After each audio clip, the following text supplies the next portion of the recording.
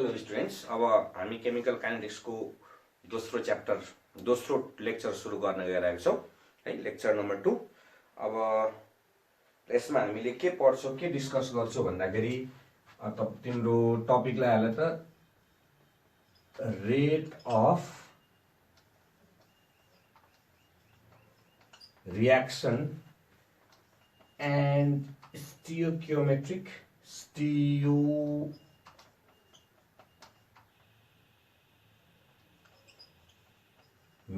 स्टियोकियोमेट्री of reaction भनेर है। अब स्टियोकियोमेट्रिक रिएक्सनको रेट अफ रिएक्सन हामीले कसरी देख्न सक्छौँ, कसरी निकाल्न सक्छौँ भनेर हेर्दैछौँ है। अब हामीले एउटा रिएक्सन एकचोटि कन्सिडर गरौँ है। तिम्रो जस्तै ए प्लस बीले के दिन्छ भन्दाखेरि सी प्लस डी दियो अरे, ठीक छ नि। अब यसले के इन्डिकेट गर्छ त, यसले के इन्डिकेट गर्छ भन्दाखेरि 1 मोल अफ ए केही छैन भने त 1 मोल हो नि त हैन। 1 मोल अफ ए र 1 मोल अफ बी ले 1 मोल अफ सी र 1 मोल अफ डी प्रोडक्ट दिन्छ। यो 1 मोल अफ ए र यो 1 मोल अफ बी रिएक्टेन्टले के गर्छ त 1 मोल अफ सी र 1 मोल अफ डी प्रोडक्ट दिन्छ भनेर हामीले के गर्न सक्छौँ भन्दाखेरि बुझ्न सक्छौँ। अब हामीले यसलाई कसरी लेख्न सकिन्छ भन्दाखेरि अब यसको कन्सन्ट्रेसन जहिले पनि के हुन्छ त डिक्रिज हुन्छ र यसको कन्सन्ट्रेसन जहिले पनि के हुन्छ त इन्क्रिज हुन्छ। यो त हामीले थाहा नै छ है। यसको कन्सन्ट्रेसन जहिले पनि के हुन्छ डिक्रिज हुन्छ र यसको कन्सन्ट्रेसन जहिले पनि के हुन्छ त इन्क्रिज हुन्छ, हामीलाई थाहा छ। त्यसैले हामीले के लेख्न सक्छौँ भन्दाखेरि अब सिम्पल, अब यो त एकदम सिम्पल बुझ्ने कुरा हो है। अब हामीले के लेख्न सक्छौँ भन्दाखेरि तिमीहरूको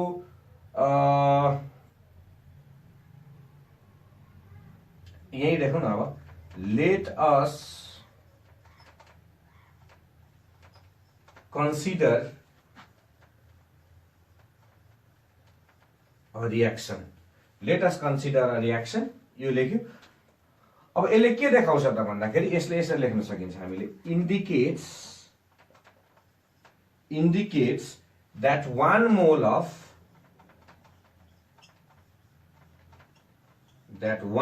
of A reacts with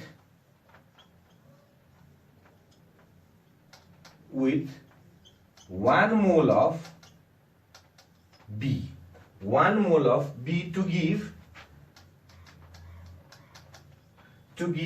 1 mole of each C and D। यसरी हामीले लेख्न सकिन्छौँ हैन। के त नि एट द सेम रेट भनेर हामीले के गर्न सक्छौँ भन्दाखेरि लेख्न सकिन्छ एट द सेम रेट है। अनि त्यसपछि एट द सेम रेट भनिसकेपछि अब हामीले यसलाई के लेख्न सकिन्छ त नि। अब यसको रेट हामीले के लेख्न सक्छौँ भन्दाखेरि जस्तै अब वी क्यान राइट कसरी सो यसरी लेख सो वी क्यान राइट कसरी लेख्न सकिन्छ भन्दाखेरि यहाँ है रेट अफ कन्जम्सन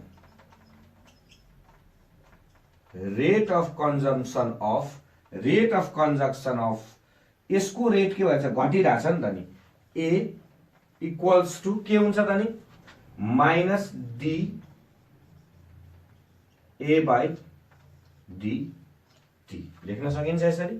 त्यस्तै rate of consumption of B कसरी लेख्न सकिन्छ minus d B by dt लेख्न सकिन्छ कि सकिँदैन, यसरी लेख्न सकिन्छ। त्यस्तै यसको कन्जम्सन भयो भने त यसको के भइरहेछ कन्जम्सन, यसको के भइरहेछ कन्जम्सन भइरहेछ भने यसको के भइरहेछ त नि फर्मेसन भइरहेछ कि छैन। यसको के भइरहेछ फर्मेसन भइरहेछ भन्दाखेरि कन्जम्सनमा यो माइनस भनेको के हो त नि, यो माइनसले के देखाइरहेछ त नि कन्सन्ट्रेसन देखाइरहेछ। यो माइनसले के देखाइरहेछ त कन्सन्ट्रेसन घटिरहेको देखाइरहेछ। त्यस्तै हामीले रेट अफ फर्मेसन लेख्न सकिन्छ। यसको कन्जम्सन भयो भने यसको फर्मेसन पनि लेख्न सकिन्छ त। हामीलाई रेट त थाहा छ, हामीले रेट यो भन्दा अगाडिको लेक्चरमा रेट यसरी नै लेखिरहेको छौँ हामीले है। त्यसैले अब rate of formation of C equals to D C divided by D T, और त्यसै rate of formation of D equals to D D divided by D T। हामीले यसरी त यसलाई लेख्न सकिन्छ कि सकिँदैन? यसलाई यसरी मजाले हामीले लेख्न सकिन्छ भन्दाखेरि अब हामीले टोटल रिएक्सन कसरी लेख्न सक्छौं त नि? टोटल, अब यसलाई हामीले टोटल योभन्दा अगाडि लेक्चरमा पढे जस्तै, योभन्दा अगाडि लेक्चरमा हामीले पढे जस्तै हामीले यसको टोटल लेख्न सकिन्छ कि सकिँदैन? यसको टोटल लेख्न सकिन्छ कि सकिँदैन? ल हेर त अब यसको टोटल लेखेर कसरी यसको टोटल लेख्न सकिन्छ त है?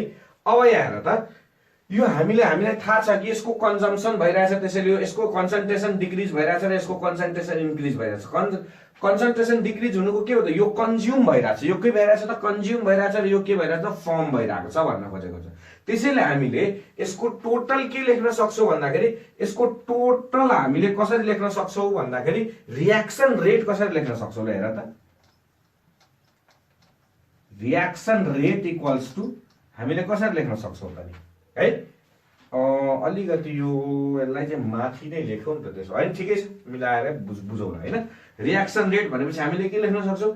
Minus d A by dt equals to minus d B by dt equals to d C by dt equals to d D by dt लेख्न सकिन्छ। ठीक छ नि? यसलाई यसरी लेख्न सकिन्छ। योभन्दा अगाडि हामीले सिकिसकेछौँ त भन्दाखेरि रेट अफ रिएक्सन लेख्दाखेरि। अब यो हेर त, सबै इक्वल्स टु छ नि त। किन इक्वल्स टु छ भन्दाखेरि यसको रेशियो सबैको के छ त नि? 1:1 को रेशियो छ। यसको रेशियो के छ त नि? सबैको 1:1 को रेशियो छ हो। यो 1:1 को रेशियो भएको कारणले गर्दाखेरि यसको स्टोइकियोमेट्रीमा केही छैन 1:1 सबैको रेशियो 1:1 भएको कारणले गर्दाखेरि रिएक्सन रेट के हुन गयो त नि? बराबर हुन गयो भनेको छ है। यो चाहिँ के हो त? फेरि बराबर हुन गयो, जसको रेशियो के छ त? 1:1 को छ। जसको रेशियो के छ त नि? 1:1 को छ। त्यसैले गर्दाखेरि यो के हुन गयो त नि? यसको rate of reaction stoichiometric coefficient को रेशियो जहिले पनि बराबर हुन्छ। तर यदि रेट अफ रिएक्सन 1:1 को छैन भने, रेट अफ रिएक्सन 1:1 को छैन भने कसरी लेख्ने त? Stoichiometry of reaction, rate of reaction and stoichiometry of reaction कसरी लेख्ने त? ल अब एउटा एक्जाम्पल हामीले लिउँ त। अब सिम्पल एउटा एक्जाम्पल जुन हामीले पढिरहेको एक्जाम्पल हो है। मैले तिमीलाई सुरुमै भनेको छु, हामीले जहिले पनि यहाँ फरवर्ड डिरेक्सनको रिएक्सन हामीले हेर्दै जाने भन्न खोजेको हैन। रिभर्सिबल भए पनि त्यसलाई हामीले कन्सिडर गरेर के गर्ने त नि? फरवर्ड डिरेक्सन लेख्दै फरवर्ड डिरेक्सनतिर हेर्दै जाने भन्न खोजेको छ है। अब यहाँ एउटा रिएक्सन मैले तिमीलाई दिँदैछु, सिम्पल हामीले पढ्छौँ। N2 प्लस 3H2 ले के दिन्छ त नि? 2NH3 दिन्छ कि दिँदैन? अब हामीले रिएक्सन रेट, अब यसको रेट अफ कन्जम्पसन हेरौँ त। अब अघिको जस्तै rate of consumption of N2 भनेको कति हुन्छ त? ल भन त। Minus d N2 divided by dt। त्यस्तै rate of consumption of H2 कति हुन्छ त? H2 कति हुन्छ त? ल भन त। यसरी लेख्न सकिन्छ यसलाई? हेरौँ अब। यसरी त लेख्न त अघिकै पाराको हिसाबले लेखौ त ल पहिला एकैचोटि है। हुन त अब के गर्ने भन्दाखेरि यसरी बुझौ, पहिला बुझ्ने कुरा। त्यसैले भन्दाखेरि अब D H2 by dt rate of formation of NH3 भनेको कति त नि? माइनस डी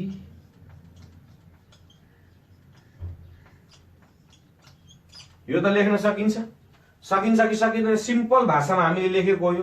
तर यो कहिले बराबर हुन्छ त? हुँदैन नि।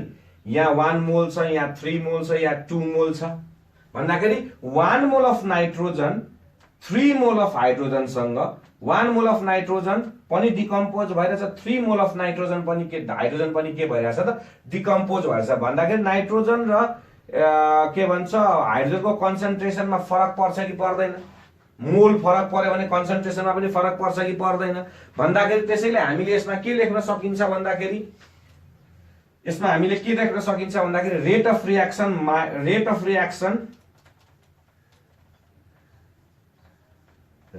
रिएक्सन के त नि minus d N2 by dt is not equal to minus d H2 by dt is not equal to minus हुँदैन सरी d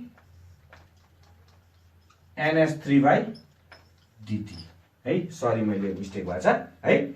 अब यो त कहिले पनि इक्वल हुन्छ त? हुँदैन। किन हुँदैन भन्दाखेरि hydrogen is consumed 3 times faster than nitrogen. Hydrogen is consumed 3 times faster than nitrogen. र यो दुईटाको कन्सन्ट्रेसन जोड्दाखेरि जम्मा कति हुन्छ त नि? 4 मोल कन्सन्ट्रेसन कन्ज्युम भइसकेपछि जम्मा 2 मोल अफ नाइट्रोजन मात्रै के हुँदो रहेछ त नि? बन्दो रहेछ। के हुँदो रहेछ त भन्दाखेरि जस्ट हाफ भयो कि भएन भएर त यहाँ कन्सन्ट्रेसन यसको 4 मोल्सले 2 मोल्स अफ एमोनिया मात्रै दिँदो रहेछ भनेर हामीले के गर्यो भन्दाखेरि हेर्यौं। भन्दाखेरि अब यो 3 टाइम्स फास्टर कन्ज्युम हुँदो रहेछ नाइट्रोजन भन्दा र यो दुईटाको होल कन्सन्ट्रेसन हेर्यो भने यसको मोल हेर्यो भने जम्मा के हो त? आधी मात्रै रहेछ नि त नि। 4 मोल्स अफ नाइट्रोजन 1 मोल र 3 मोल अफ हाइड्रोजनले कति मोल दिँदो रहेछ त? 2 मोल अफ NH3 मात्रै दिँदो रहेछ भनेर हामीले के गर्यो भन्दाखेरि बुझ्यौं। अब हामीले के गर्न सक्छौं भन्दाखेरि यसमा चाहिँ त्यसैले रिएक्सन अफ रेट हामीले कसरी लेख्छौं त? यसको ओरिजिनल यसको पर्फेक्ट तरिकाको रिएक्सन अफ रेट हामीले के गर्ने त? स्टियोक्योमेट्रीले के गर्ने त? डिवाइड गरिदिने। अब यसलाई के गरिदिने भन्दाखेरि डिवाइड गरिदिने। त्यसैले हामीले यसको रेट अफ रिएक्सन हामीले कसरी लेख्न सक्छौं त नि? इक्वल टु बनाउनु पर्यो भने हुन त बनेको हो नि त हैन। त्यसैले हामीले डाइरेक्ट यसको रेट अफ रिएक्सन यसको कसरी लेख्न सक्छौं त भन्दाखेरि minus d N2 by dt equals to minus 1 by 3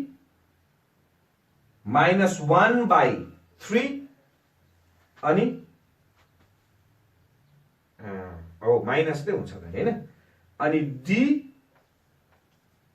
H2 by dt equals to 1 by 2 d NH3 dt। हामीले के गर्न सक्छौं भन्दाखेरि यसरी यसलाई के गर्न सक्छौं त? इक्वल टु गर्दाखेरि जहिले पनि स्टियोकोमेट्रिक कोएफिसिएन्टले के गर्दैन त नि? डिवाइड गर्दिने। स्टियोकोमेट्रिक कोएफिसिएन्टले के गर्दिने त नि? डिवाइड गर्दिएपछि मात्रै के हुन्छ त? रिएक्सन अफ रेट के हुन्छ त नि? बराबर हुन जान्छ भन्न खोजेको छु। यो भन्दा धेरै अरु केही छैन यसमा है। अब स्टियोकोमेट्रिक रिएक्सन हेर्ने बित्तिकै त्यसको रेट अफ रिएक्सन लेख्न त अब हामीले आउँछ होला एकदम हैन। एकदम भनेपछि डिवाइड गरिदिने। जहिले पनि के गर्ने त? स्टियोकोमेट्रिक कोएफिसिएन्टले के गर्ने त? डिवाइड गर्ने। माइनस भनेको कन्सन्ट्रेसन घटेको छ, प्लस भनेको कन्सन्ट्रेसन के भइरहेछ त नि? बढिरहेको छ। ठीक छ। अब यसैले हामीले के गर्न सक्छौं त? जेनरलाइज के गर्न सक्छौं भन्दाखेरि त्यसैले यो एक्जाम्पल हेरिसकेपछि हामीले के जेनरलाइज गर्न सक्छौं त?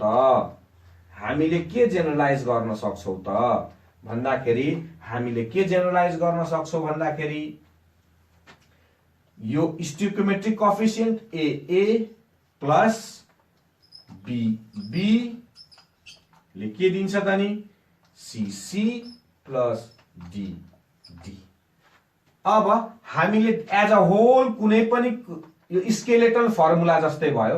हामीले के लेख्न सक्छौं भन्दाखेरि -1/a dA by dt equals to -1/b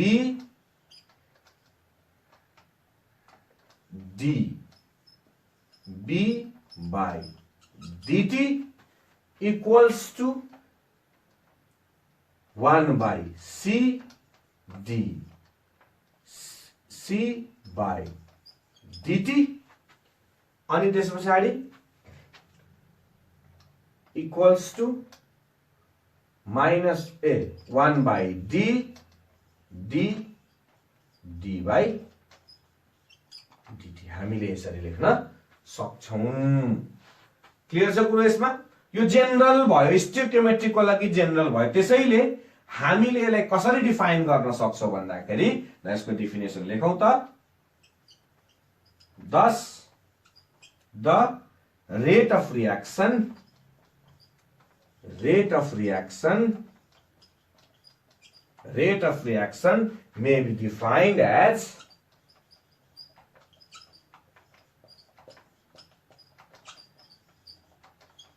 may be defined as लेख्न छोड्यो क्या अहिले फेरि may be defined as the time derivative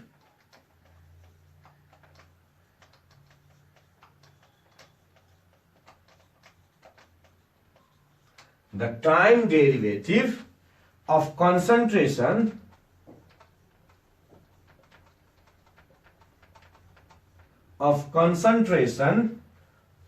के को त नि of a product or a reactant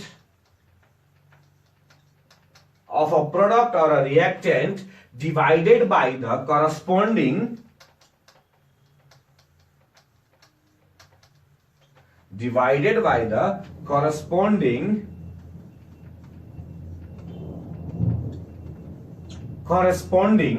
stoichiometric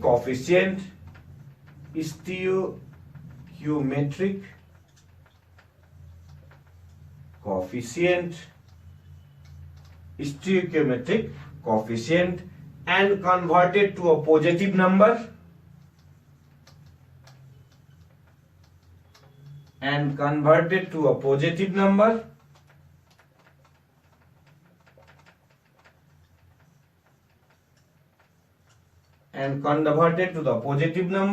is called rate of reaction.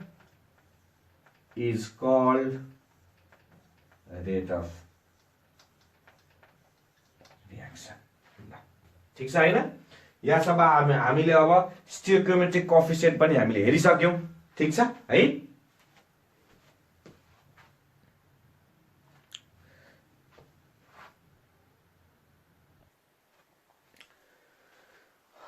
अब यो बुझिसकेपछि त एकदम सिम्पल छ। यो बुझिसकेपछि अब हामी कहाँ जाऊ भन्दाखेरि factors affecting rate of reaction. हामी कहाँ जाऊ त नि? Factors affecting rate of reaction है। Factors affecting rate of reaction. अब हामी टपिक लाउँ त factors affecting rate of reaction.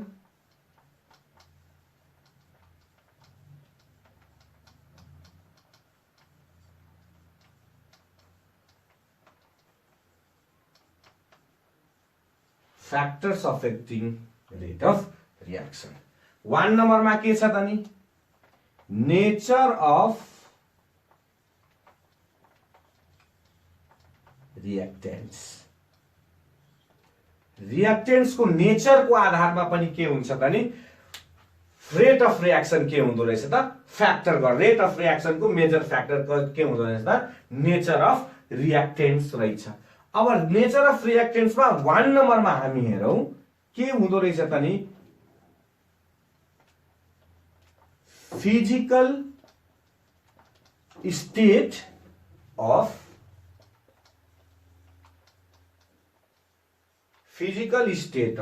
Reaction. अब यहाँ फिजिकल स्टेट अफ रिएक्सन भन्दाखेरि हामीले कति स्टेटमा पाउँछ त? हाम्रो कति स्टेटमा पाउँछ त हामीले म्याटर्सहरुलाई यो हाम्रो दुनियाँमा है? केमा पाउँछौ त नि? फिजिकल स्टेट भनेपछि हामीले कस्तो कस्तो स्टेटमा पाउँछौ त नि? सोलिड स्टेट, लिक्विड स्टेट र ग्यासेस स्टेट। कुन कुन स्टेटमा पाइन्छ त नि? सोलिड स्टेटमा पाइन्छ हैन, सोलिड स्टेटमा पाइन्छ। त्यसपछि केमा पाइन्छ? लिक्विड स्टेटमा पाइन्छ। र त्यसमा के पाइन्छ त नि? ग्यासेस स्टेटमा पाइन्छ हो भन्दाखेरि अब हामीलाई थाहा छ ग्यासेस स्टेटमा भएको मोलिक्युल्सहरू फास्ट रियाक्सन गर्छ। यो के हुन्छ? मोडरेटमा गर्छ। थाहा छ कि छैन? यो त हामीलाई जेनरली सोलिड अलिकति कस्तो हुन्छ त नि? स्लो रियाक्सन गर्छ। भन्दाखेरि रियाक्सन कस्तो हुँदो रहेछ त नि? हैन भन्दाखेरि यसले छिटो यसको के भयो भन्दाखेरि अब थोरै मात्रामा हामीले केही इनर्जी दियो भने यो रियाक्सन छिटो गर्छ, यो रियाक्सन कम गर्छ, यो रियाक्सन के हुन्छ त नि? बढी हुन्छ भन्न खोजेको छ है।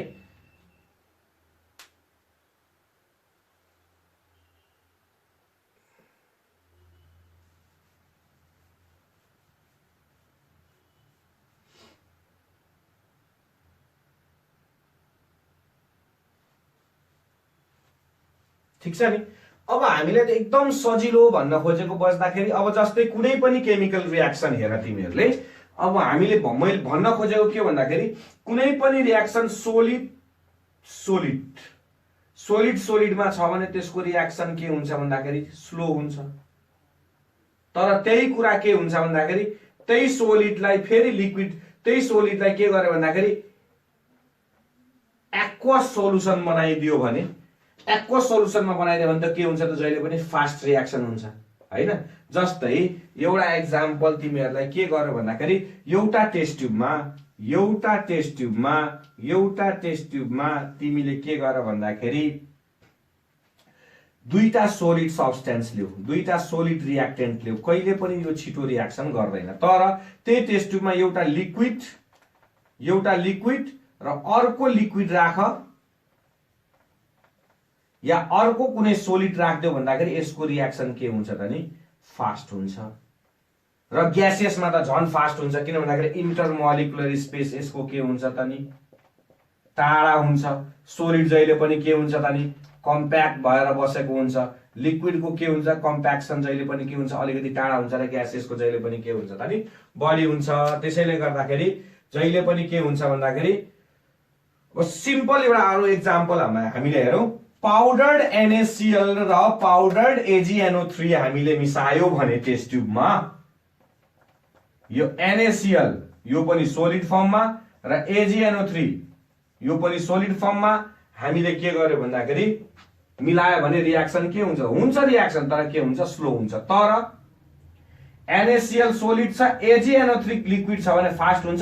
झन NaCl लिक्विड र AgNO3 झन लिक्विड हो भने के हुन्छ त नि? झन फास्ट हुन्छ। भन्दाखेरि हामीले के बुझ्यौ भन्दाखेरि यो एक्जाम्पल हेरेर भन्दाखेरि जहिले पनि के हुन्छ त नि? नेचर अफ रियाक्टेन्टमा पनि जहिले पनि के पर्छ भन्दाखेरि फिजिकल स्टेटमा पनि के हुन्छ भन्दाखेरि रेट अफ रियाक्सन के हुन्छ त नि? अब यसको रेट अफ रियाक्सन के हुन्छ त? बढी हुने भयो। र जुन NaCl सोलिडमा छ त्यो जहिले पनि रेट अफ रियाक्सन यसको के हुने भयो त? कम हुने भयो। र लिक्विड सोलिड या लिक्विडमा छ भने जहिले पनि के हुने भयो त नि? बढी हुने भयो। यसको रेट अफ रियाक्सन जहिले पनि के हुन्छ त नि? बढी हुन्छ भनेर भन्न सकिन्छ। त्यसैले अब यो एकदम इम्पोर्टेन्ट छ, तिमीहरूलाई बोर्डमा सोध्छ। त्यसैले यसलाई लेखौं। अब हामीले है यसलाई चट्ट लाएर मजाले अलिकति बिस्तारै लेखौं त यसलाई। ठीक छ, के लेखौं? The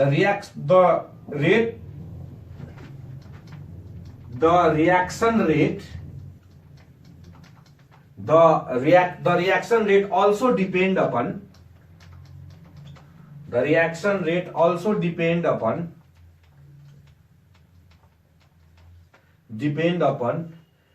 the ease with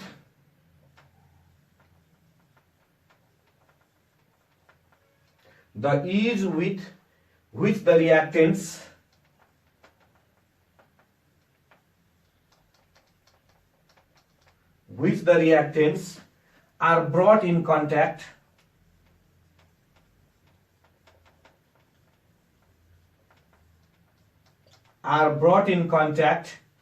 with each other.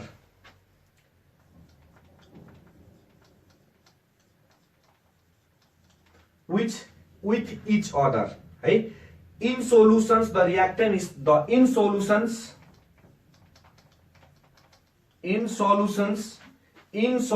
the reacting species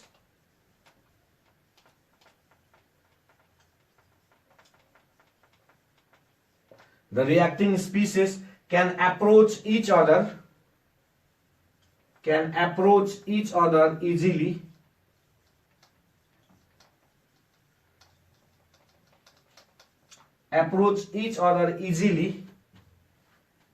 than in case of solid.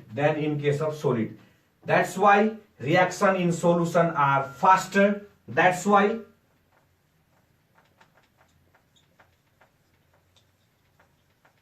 reaction in solution are faster than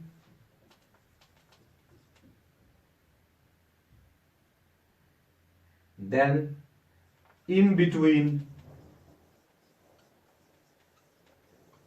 solids.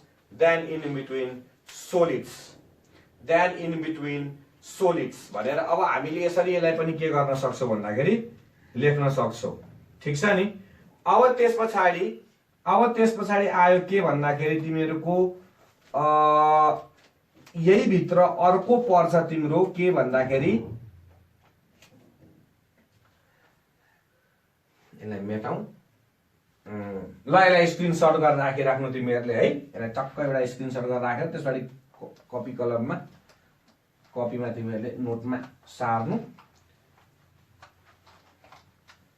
अर्को छ तिमीहरुको फ्याक्टर्स अफेक्टिङमा chemical nature of the reactant.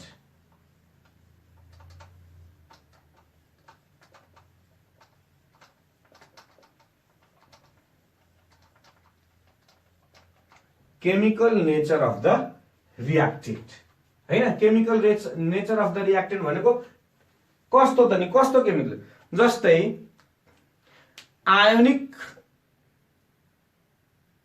Substance छ भने त्यसको rate of reaction very fast. यो भन्दा अगाडि नै हामीले भनेको छौं जसको रेट हामीले लगभग नाप्न सक्दैनौं।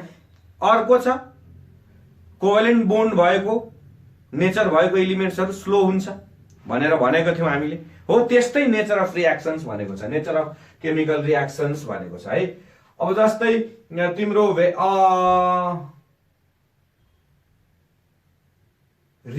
रिएरेन्ज भयो, रिएरेन्ज हुने जस्तै कुनै बोन्ड रिएरेन्ज भनेको कस्तो भन्दाखेरि कुनै बोन्ड भाँचिनु र कुनै बोन्ड भाँचेर फेरि अर्को ठाउँमा गएर जोडिनु, त्यसमा के हुन्छ त अलिकति टाइम लाग्छ। तिनीहरुको रिएक्सन जहिले पनि के हुन्छ त नि अलिकति स्लो हुन्छ भन्न खोजेको छ। अर्को जस्तै मैले एउटा एक्जाम्पल दिएको थिएँ भेरी स्लो भनेको रस्टिङ भनेको के हो भन्दाखेरि केमिकल नेचुरल प्रोसेस हो जसमा धेरै टाइम लाग्न सक्छ, 6 महिना 8 महिना 1 वर्ष पनि लाग्न सक्छ।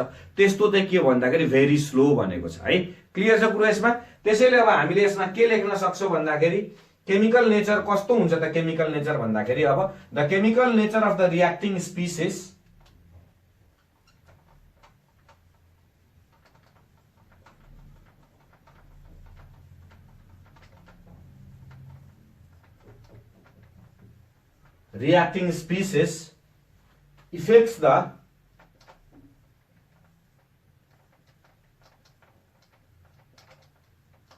affects the rate of reaction significantly. Reaction involving polar and ionic substance. Reaction involving polar and ionic substance. Polar and ionic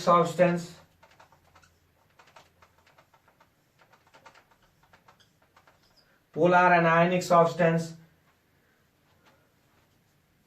are usually fast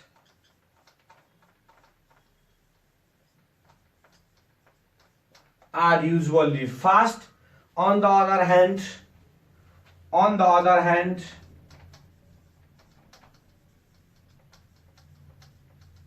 On the other hand, reactions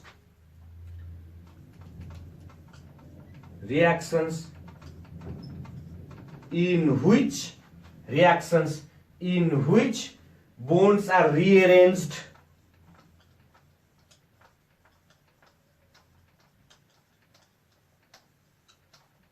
are slow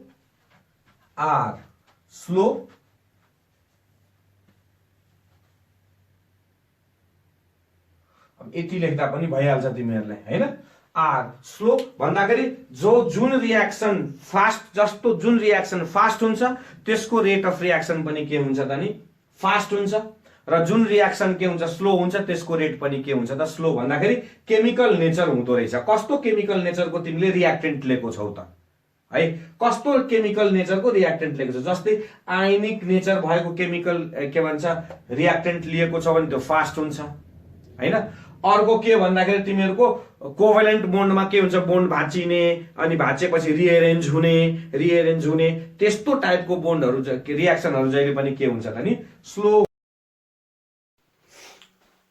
अब अर्को factor छ particle size और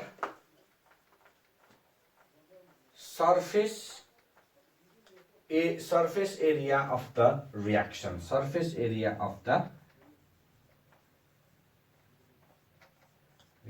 है generally हामीले solid स्टेटमा के गर्छौं भन्दाखेरि हेर्छौं यसको जेनरली हामीले के गर्छौं भन्दाखेरि यसको सोलिड स्टेटमा हेर्छौं जस्तै एउटा एक्जाम्पल लियौं हामीले अब सिम्पल कुरा जस्तै अब एउटा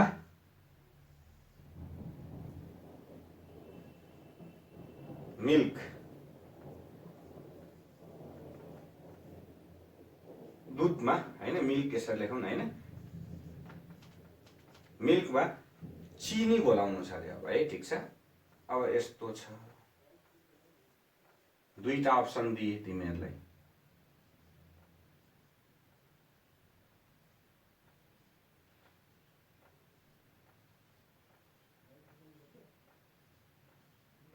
ठीक छ नि अब कुन छिटो घुल्छ त हेर त तिमीहरुलाई अब त केही आइडिया आयो होला यसको कुन छिटो घुल्छ होला त भन्दाखेरि हामीले थाहा छ यो छिटो घुल्छ किन भन्दाखेरि जब यो यहाँ भित्र जब यो सबै चिनी यो भित्र पस्छ नि अनि के गर्छ भन्दाखेरि दूधले धेरै सर्फेस एरिया पाउँछ योसँग रियाक्ट गर्नको लागि त्यसैले यो घुल्छ यहाँ त हेर त टक्क अलिकति माथि यो अलिकति माथि र यो अलिकति माथि हुन्छ तर यो भित्रको जुन मोलिक्युल्स छ त्यो मोलिक्युल्सले रियाक्सन गर्न पाउँदैन नि त नि पाए भने पनि के हुन्छ त पहिला यो डिजल्भ हुनु पर्यो त्यसबारे मात्रै दूध भित्र पस्छ यो डिजल्भ हुनु पर्यो अनि मात्रै दूध भित्र पस्छ हैन त्यसैले हामीले के गर्न सक्छौं भन्दाखेरि यसलाई चाहिँ हामीले के बुझ्न सक्छौं भन्दाखेरि सिम्पल कुरा बुझ्न सकिन्छ भन्दाखेरि हामीले के अब सोलिड स्टेटमा हुँदाखेरि पनि अब के भन्दाखेरि जसले धेरै सर्फेस एरिया पायो जसले धेरै सर्फेस एरिया जति धेरै हुँदो रहेछ रेट अफ रियाक्सन पनि के हुँदो रहेछ त नि त्यति नै बढी हुँदो रहेछ भनेर हामीले के गर्नु पर्यो त नि थाहा पाउनु पर्यो भन्न खोजेको छ ठीक छ नि अब हामीले यसलाई कसरी लेख्न अब चट्ट लाएर सिम्पल तरिकाले यसलाई के लेखौं भन्दाखेरि त नि अब यसलाई हामीले के लेखौं भन्दाखेरि सिम्पल तरिकाले लेखौं त अब यसलाई सिम्पल तरिकाले लेख्दाखेरि हामीले के लेख्छौं भन्दाखेरि अब surface area larger the surface area larger the surface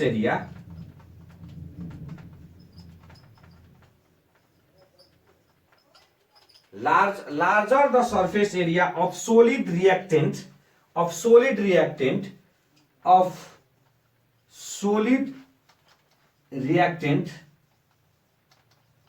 greater will be the rate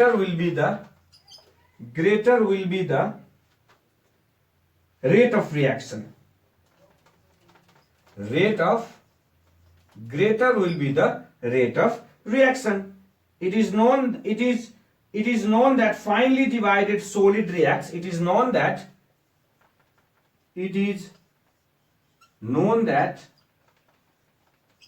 finely divided solid reacts faster than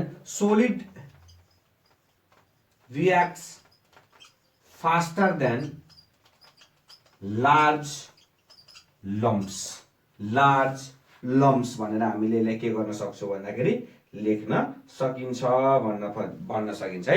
यसलाई के गर्न सकिन्छ त लेख्न लार्ज लम्प्स अफ सोलिड लेख न यसमा अफ सोलिड भनेर लेख्न सकिन्छ।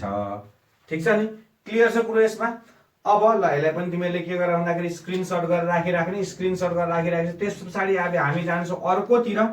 अर्को फ्याक्टर्स छ कस्तो त नि,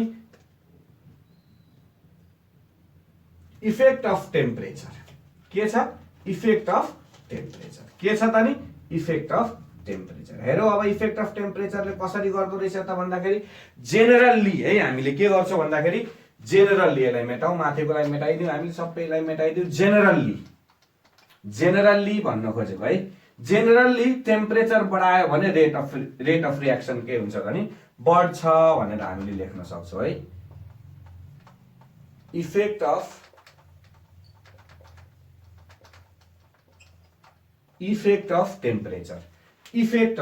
टेम्परेचर भन्न खोजेको छ है। जेनरली के हुन्छ त नि जहिले पनि हामीलाई पानी तताउनु पर्यो भने धेरै हिट दियो भने छिटो पानी तात्छ, थोरै हिट दियो भने के हुन्छ त भन्दाखेरि ढिलो तात्छ। अब हामीलाई कतै के भन्छ किचनमा काम गरिरहेको हुन्छौँ अनि त्यसबाट के हुन्छ भन्दाखेरि पानी उमाल्नु पर्यो रे, पानी उमाल्दा ठुलो हिट दियो अनि कुनै इमर्जेन्सी काम आयो भने कुनै 2 मिनटको लागि कतै बाहिर जानु पर्यो, 1 मिनटको लागि कतै अर्कै रुममा जानु पर्यो, हामीले के गर्छ त ग्यास थोरै बन्द लो गरिदिन्छौँ कि गरिदिँदैनौँ। किन त रेट अफ रिएक्सन घटाउनुको लागि हो नि त। त्यो त उम्लिन थोरै के भन्छ उम्लिन नदिनको लागि, छिटो उम्लिन नदिनको लागि हो नि त भन्न खोजेको छ। क्लियर छ कुरो यसमा। भनेपछि जेनरली टेम्परेचर बढाउँदै गयो भने के हुन्छ त रेट अफ रिएक्सन पनि के हुन्छ त बढ्दै जान्छ भनेर हामीले लेख्न सक्छौँ। त्यसैले generally an increase of temperature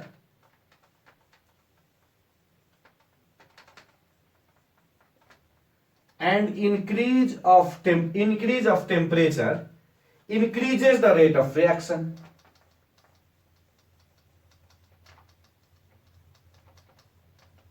Increases the rate of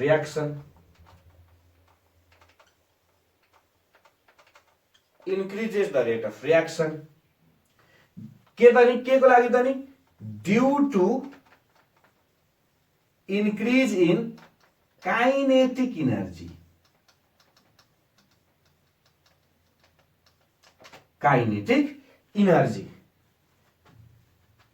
अब an increase in temperature by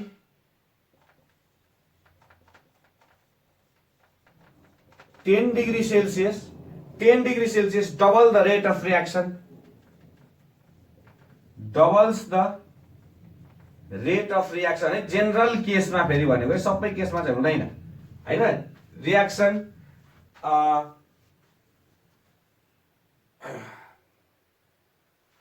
ठीक छ त यसरी लेख्न पनि हामीले सक्छौं है। इफेक्ट अफ टेम्परेचरमा पनि यति लेख्न सकिन्छ। त्यस पछाडी अर्को फ्याक्टर छ तिम्रो क्याटलिस्ट। अर्को फ्याक्टर के छ त तिमीहरुको क्याटलिस्ट। अर्को फ्याक्टर के छ त नि क्याटलिस्ट हैन। अब क्याटलिस्ट भनेपछि तिमीहरुलाई के हामीले जहिले पनि के गरौँ भन्दाखेरि क्याटलिस्टमा पोजिटिभ क्याटलिस्टको कुरा गर्छौं। हामीले के को कुरा गर्छौं त नि पोजिटिभ क्याटलिस्टको कुरा गर्छौं हामीले जहिले पनि। पोजिटिभ क्याटलिस्ट हामीलाई थाहा छ त क्याटलिस्ट दुई किसिमको हुन्छ, एउटा पोजिटिभ एउटा नेगेटिभ थाहा छ। रेट अफ रिएक्सन बढाउनेलाई पोजिटिभ क्याटलिस्ट भनिन्छ त है। यसको बारेमा सम्पूर्ण हामीले के गर्छौं भन्दाखेरि इफेक्ट अफ क्याटलिस्ट भनेर हामीले टक्क एउटा यो इफेक्ट अफ टेम्परेचर भन्दाखेरि हामीले अर्को आर्हेनियस इक्वेसन भनेर पनि पछाडी पढ्छौं हैन। आर्हेनियस इक्वेसन भनेर अर्को चाहिँ इफेक्ट अफ क्याटलिस्ट भन्ने एउटा सानो टपिकै छ, त्यसैले हामीले यति मात्रै बुझ्ने कि पोजिटिभ क्याटलिस्टले गर्दाखेरि हामीले पोजिटिभ नेगेटिभ दुइटै हेर्छौँ, तर रेट अफ रियाक्सनलाई के गर्छ भन्दाखेरि क्याटलिस्टसँग के छ त डाइरेक्टली प्रोपोर्सनल छ। यदि पोजिटिभ क्याटलिस्ट छ भने रेट अफ रियाक्सन के हुन्छ, इन्क्रिज हुन्छ, यदि नेगेटिभ छ भने रेट अफ रियाक्सन के हुन्छ त नि डिक्रिज हुन्छ। भनेको क्याटलिस्टसँग रेट अफ रियाक्सन के छ त नि डाइरेक्टली प्रोपोर्सनल छ भन्न खोजेको छ। क्लियर छ? अब यसलाई हामीले कसरी लेख्न सक्छौँ भन्दाखेरि क्याटलिस्टको लागि त नि क्याटलिस्ट जेनरली इन्क्रिजेज, यसलाई चट्ट मेटाएर है, a catalyst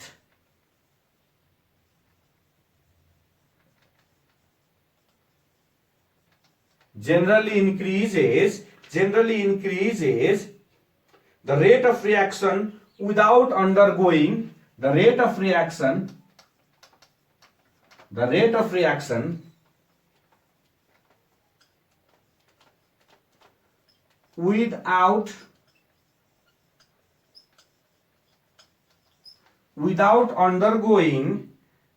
without undergoing any chemical change itself.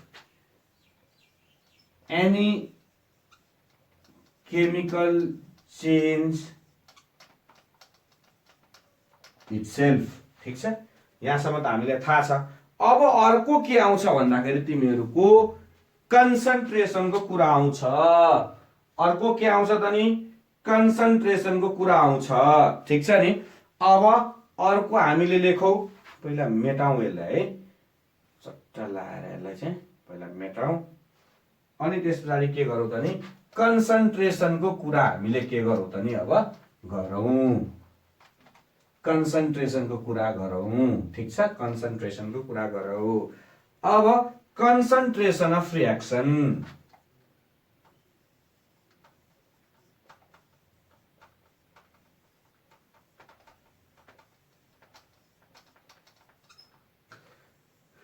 Concentration of reaction generally point को आधारले हामीले लेख्न सक्छौँ। यसमा कन्सन्ट्रेसन अफ रियाक्सनमा generally rate of reaction increases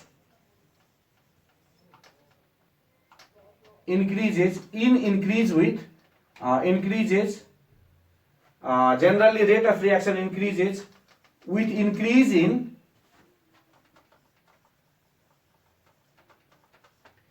concentration of reaction.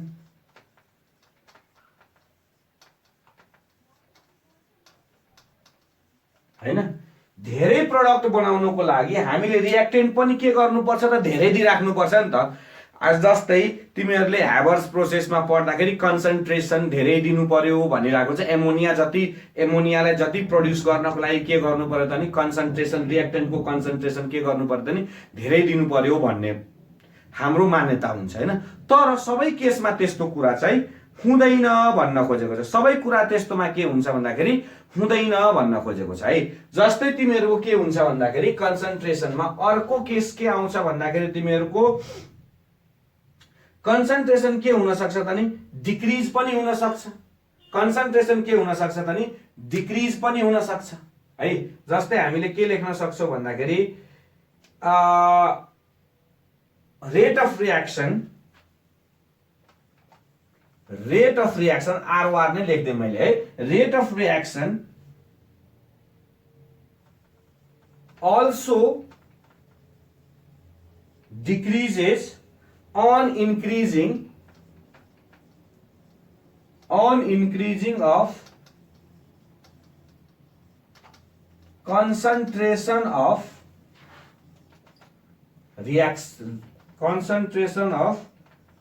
reaction हो। कहिलेकाहीँ हुन सक्छ त, कहिलेकाहीँ के हुन सक्छ त्यही example N2 plus 3H2 2NH3 यहाँ हेर त 4 मोलले 2 मोल दिएको छ। कन्सन्ट्रेसन घटेन यसको, घटिरहेछ त। 4 मोलले 2 मोल दिनु भनेको त 4 मोलले 2 मोल दिनु भनेको त के हो त नि यसको कन्सन्ट्रेसन घटिरहेको छ नि त। 4 ले 2 दिनु भने त हाफले घटेको छ कि छैन कन्सन्ट्रेसन, 1/2 ले घटिरहेको छ कि छैन कन्सन्ट्रेसन। हेर त तिमीहरूले हो कि होइन भन त। र कहिलेकाहीँ के हुन सक्छ भन्दाखेरि रेट अफ रियाक्सन, म एकछिन चेन्ज गरिहाल्छु र मार्कर। कहिलेकाहीँ के हुन्छ भन्दाखेरि रेट अफ रियाक्सन, कहिलेकाहीँ के हुन्छ भन्दाखेरि rate of reaction is not affected